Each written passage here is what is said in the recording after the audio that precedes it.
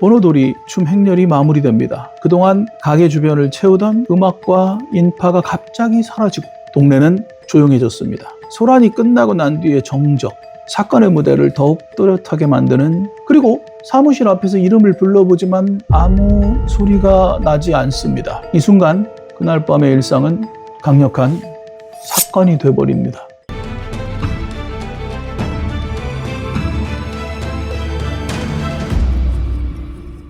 안녕하십니까, 임병수 탐정입니다. 오늘 전해드릴 사건은 1995년 7월 30일 도쿄도 하체오지시의 난페이 오와다점 3인 살인사건입니다. 이 사건은 현재까지도 범인이 특정되지 않은 미제 사건입니다. 확인된 사실을 시간의 흐름에 따라 있는 그대로 복원을 해드리겠습니다. 그리고 탐정의 시선으로 조심스럽게 분석을 첨가해 보겠습니다. 그날 밤의 분단위 흐름을 끝까지 따라가면서 왜 이 사건이 아직도 풀리지 않았는지를 구조적으로 이해해 보도록 노력해 보시면 좋을 것 같습니다. 첫 번째, 무대입니다. 사건의 무대. 사건이 발생한 장소는 1층 매장이 아니라 2층 사무실. 2층 사무실은 매상, 정산, 금고 보관, 서류 처리 등 하루의 돈과 기록이 모이는 핵심 공간입니다. 이 지점이 매우 중요해요. 슈퍼마켓에서 2층 사무실은 업무 동선이 반드시 모이는 곳이고, 폐점이 다가올수록 직원들은 자연스럽게 이 한 공간에 모인다라는 겁니다. 결과적으로 이 공간 안에서 40대 여성, 10대 여성 2명, 총 3명의 여성이 권총살인을 당했다라는 거예요. 그날 가게에 남아있던 3명의 여성 직원입니다. 파트타임 근무자 이나가키 노리코 47세 여성입니다. A라고 부르겠습니다. 두 번째 아르바이트 여고생 야부키 메구미 17세 여성 B라고 부르겠습니다. 그리고 마에다 히로미 16세 여성 C라고 칭하겠습니다. 이 세 여성은 모두 그날 밤 2층 사무실 안에서 시체로 발견이 됐습니다. 자, 이 점은 사건의 모든 해석이 사무실을 중심으로 이루어져야만 했다라는 걸 의미합니다. 자, 그날의 시간으로 봅니다. 오후 5시 평범한 근무가 시작이 돼요. 정확한 시간은 기록에 남아있지 않지만 A 여성, 47세 여성은 지인 남성의 차를 타고 가게 앞에 도착합니다. 근무가 끝나고 나서 음식점에서 만나기로 약속을 하고 차량에서 내려 가게로 들어갑니다. B 여성의 동선은요, 자전거를 타고 출근을 합니다. 집이 가게에서 약 2-3분 거리입니다. 평소와 다르지 않는 동네길을 지나 계산대로 향해서 근무를 합니다. 오후 5시가 되자 A와 B는 각각 3번 계산대와 2번 계산대에서 근무를 시작해요. 이 시간에 다른 남자 직원은 퇴근을 하고 그 매장에는 여자 직원들만 남게 된 상태입니다. 자, 이 사실은 그 시점에서는 특별하진 않아요. 그러나 시간을 복원하는 과정에서 보니 폐점 시간대에 남아있던 인원의 구성이 중요한 맥락을 이루기도 합니다. 자, 이제 30분이 흘러요. 5시 30분이 됩니다. 오후. 가게에서 물건을 사고 나오던 60대 부부가 가게 근처에서 한 남성을 목격했다고 합니다. 그 남성은 흰 셔츠와 회색 바지 차림이었는데 연령은 40-50대 정도로 보였다라고 증언합니다. 그 부부 중에 아내의 진술을 들어보니 그 남성은 손님처럼 물건을 고르지를 않고 가게 주변을 어슬렁거리기만 했다라고 해요. 자, 이 장면은 그때로서는 일상의 풍경이지만 이후 수사 기록에서는 이 사건이 이전의 이상 행동으로 볼 수밖에 없는 남성으로 등장을 한다라는 거죠. 단정은 물론 금물입니다. 그러나 범죄를 준비하는 사람은 대체로 현장을 관찰하는 시간을 미리 가집니다. 자, 이 장면이 범인과 직접 연결된다고는 할 수 없지만 사전 관찰 가능성을 배제할 수 없다는 거예요. 자, 이제 1시간이 흐릅니다. 저녁 6시 30분이 됩니다. 가게에서 약 100m 정도 떨어진 곳에서 일명 오봉춤이 그 대회가 시작이 돼요. 주민들이 모이고 행렬이 이어지고 음악이 울리기 시작합니다. 가게 주변은 점차 사람과 음악 소리들로 가득 차게 돼요. 자, 이 2가지 소란은 범인에게 2가지 환경을 동시에 만들어줍니다. 첫 번째, 사람이 많아진다라는 환경. 두 번째, 이상한 움직임이 그 시끄러운 번잡한 소리와 환경에 묻힐 수 있다라는 그런 상황. 자, 이 사실은 사건이 벌어진 뒤에야 비로소 의미를 가질 수밖에 없었겠죠. 범죄는 혼란 속에서 일어날 수도 있고 반대로 혼란이 끝나는 그 순간의 틈에서 일어날 수도 있습니다. 이날의 소란은 범인의 접근을 가리거나 혹은 범행 직전의 정적을 더 선명하게 만들었을 가능성이 있습니다. 자, 이제 시간이 20분 더 흘러서 6시 50분이 됩니다. C 여성이 가게로 들어옵니다. 6시 50분경 당일 B번이었던 C 여성이 가게에 들러요. 목적은 초등학교 때부터 친구였던 B 여성을 만나서 근무 일정을 확인하기 위해 들른 걸로 알려집니다. 이때 들른 C 여성은 계산대 근처에 머무르며 이 B 여성과 대화를 나눕니다. 이 시점에서도 가게는 평온했어요. 누군가 위협을 느끼거나 긴장하는 정황은 없었다. 6시 50분의 풍경. 자, 이제 시간이 1시간 이상 흐릅니다. 밤 7시 59분.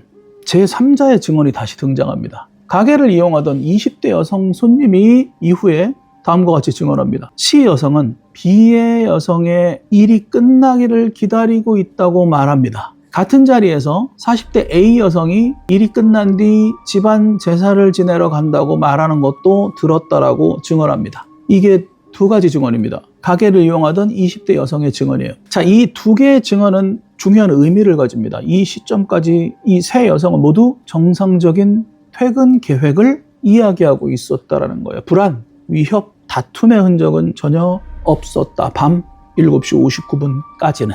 범죄 직전까지도 피해자들이 일상적인 대화와 계획을 나누고 있었다는 사실은 사건이 사전 갈등의 폭발로 인한 것이 아니라 외부 요인에 의한 갑작스러운 개입이 원인이 됐을 가능성을 시사합니다. 자, 이제 밤 8시가 됩니다. 8시가 되니 가게에는 C 여성을 포함하여 여자 직원 3명만 남습니다. A 여성은 폐점을 준비하고 1시간 먼저 계산대를 닫고 매상금을 들고 옆 건물인 2층 사무실로 먼저 올라갑니다. 이 순간 사건의 중심 무대가 1층 슈퍼마켓 매장에서 2층 사무실로 옮겨진다라고 보는 순간입니다. 매상금이 이동하는 동선은 곧 사건이 벌어질 동선과 일치합니다. 범죄자가 금전을 노렸다면 이 순간이 결정적인 목표의 어떤 이동점일 것이고, 만약에 범죄자가 이 여성들, 즉 사람을 노렸다면 직원들이 모이는 장소가 또 목표 지점이 될 것이니 곧 사무실이 될 것입니다. 목적이 돈이든 사람이든 간에 사무실은 목표 지점이 돼버립니다.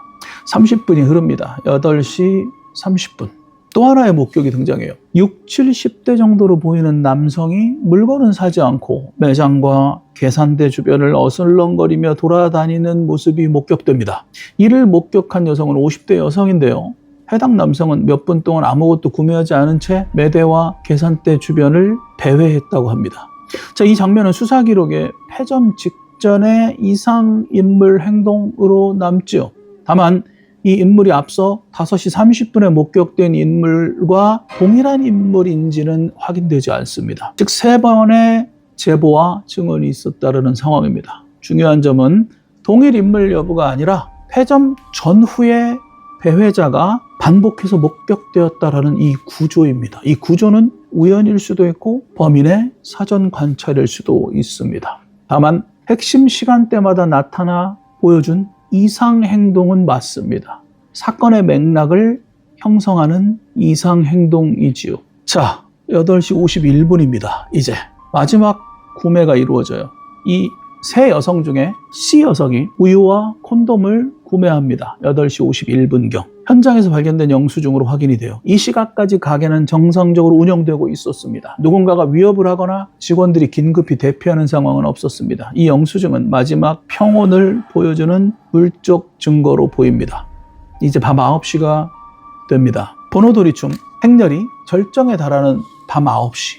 가게는 폐점 시각을 맞이합니다. B 여성은 계산대 매상금을 들고 2층 사무실로 올라갑니다. 먼저 가 있던 A 여성은 그 돈을 받아 금고에 보관합니다.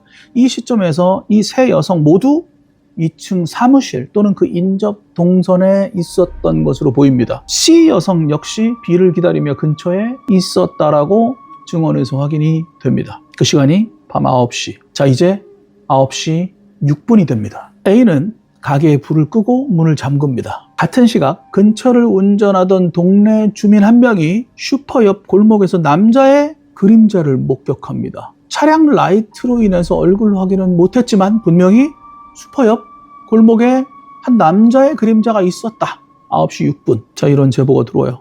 이 장면이 이 사건 직전의 마지막 외부 목격 증언입니다. 범죄는 흔히 보이지 않는 경계에서 시작된다라고 합니다. 가게 문이 닫히는 순간 바깥 세상과 내부가 분리되겠고 그 분리 직후에 그림자 목격은 범인이 그 경계선 근처에 있었을 가능성을 시사합니다. 자, 1분이 더 흘러요. 9시 7분. 번호돌이 춤 행렬이 마무리됩니다. 그동안 가게 주변을 채우던 음악과 인파가 갑자기 사라지고 동네는 조용해졌습니다. 소란이 끝나고 난 뒤에 정적, 사건의 무대를 더욱 또렷하게 만드는 정적.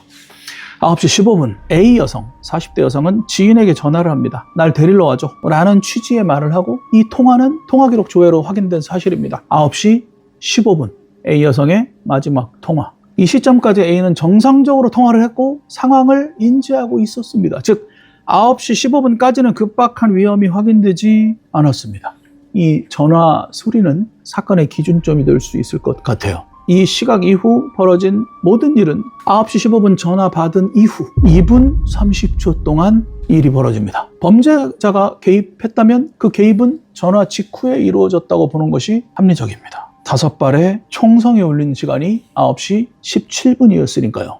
9시 17분경 근처를 지나던 고등학생 커플이 총성 5발을 듣습니다. 이는 A가 전화를 하고 나서 불과 2분 30초 뒤였습니다. 이 짧은 시간 안에 누군가는 2층 사무실로 접근했고 이 세 여성을 제압했고 방아쇠를 당기고 바로 이어 자리를 떠납니다. 총소리는 분명히 있었습니다. 그런데 이때 즉시 신고가 이루어졌는지에 대한 기록은 확인되지 않아요. 사건은 여전히 주변 사람들에게 알려지지 않은 채 진행이 됩니다. 2분 30초는 우발적 다툼의 시간으로 볼 수는 없을 만큼 너무너무도 짧은 시간입니다. 이 시간 구조는 사전 의도 또는 즉각적 결단을 시사하죠. 또한 총기의 사용은 발각 위험을 감수한 선택이고 감정적인 일시적인 충동적인 폭발이 아니라 목표 달성형 범죄의 특징입니다. 이제 9시 20분 A의 지인이 슈퍼마켓 주차장에 도착합니다. 자, 아까 15분에 전화해서 나를 데리러 오라고 했는데 5분 후에 데리러 온 겁니다. 차를 세우고 A가 나오기를 기다립니다. 근데 A가 나오지 않아요. 9시 45분까지 기다립니다. 약 25분을 더 기다립니다. 같이 식당을 가기로 했으니까 이 A 여성이 먼저 식당을 갔나? 라고 생각하고 그 식당으로 차를 돌립니다. 이 장면이 매우 안타깝죠. 누구도 이 시점에서 이런 비극적인 사건이 벌어졌다라고 예측하기는 쉽지 않을 테니까요. 미제 사건의 상당수는 초기 인지의 실패에서 결정됩니다. 여기에서 25분은 그 17분에 들어와서 세 여성을 살해한 이 범인에게 도주와 흔적 정리의 시간을 주기에 충분한 시간이죠. 자, 10시가 됩니다. 지인은 음식점에 도착하지만 A 여성이 안 왔다라는 걸 알고 이상함을 느낍니다. 평소 알고 지내던 그 식당 여주인과 함께 같이 슈퍼로 와요. 여주인은 같이 사무실 들어가 보자고 합니다. 혹시 직원들이 옷을 갈아입고 있느라고 늦게 나오는 거 아닌가? 이렇게 생각하면서. 그때 여주인은 사무실 문이 열려 있는 걸 발견합니다. 그 식당 여주인이 키가 작아서 안쪽을 충분히 들여다보지 못하고 있는 상황에서 그리고 사무실 앞에서 이름을 불러보지만 아무 소리가 나지 않습니다.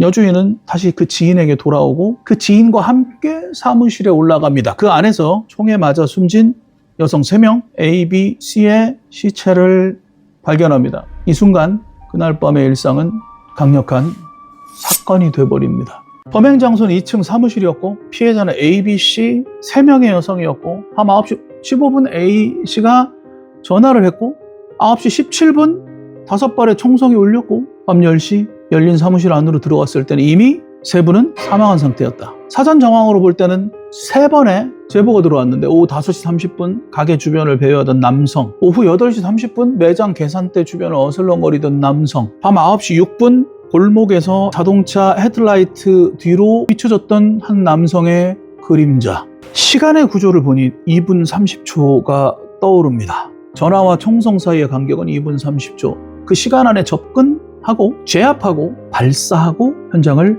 이탈하는 일까지 말끔하게 끝냈습니다. 이 구조는 장시간의 다툼이나 우발적 충돌과는 맞지 않습니다. 짧고 단호한 실행은 사전 의도, 즉 계획 그리고 즉각적 사살, 결단을 말해줍니다.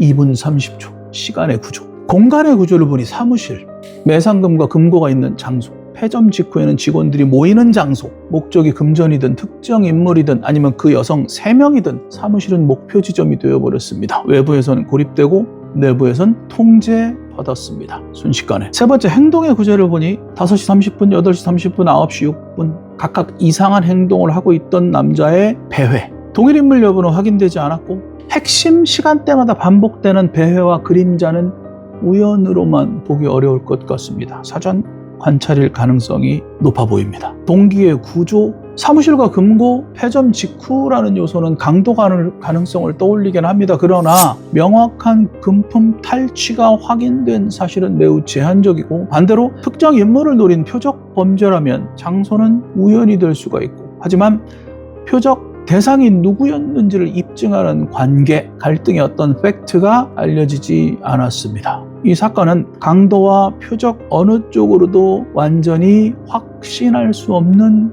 구조, 동기의 이중성이 수사를 혼란 속에 빠뜨리는 그러한 사건이었습니다.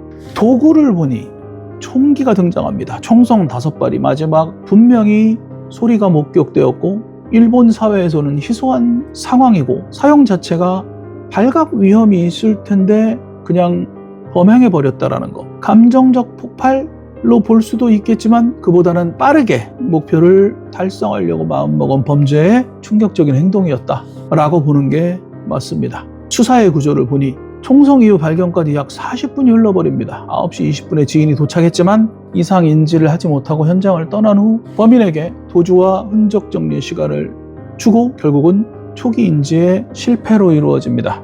미제는 정보의 부재가 아니라 이 연결의 실패가 원인으로 보입니다. 늘 연결이 완성된다면 그 사건은 해결이 될 가능성이 높아지죠. 그 전까지 이 사건은 끝나지 않을 것 같습니다. 임병수 탐정이었습니다.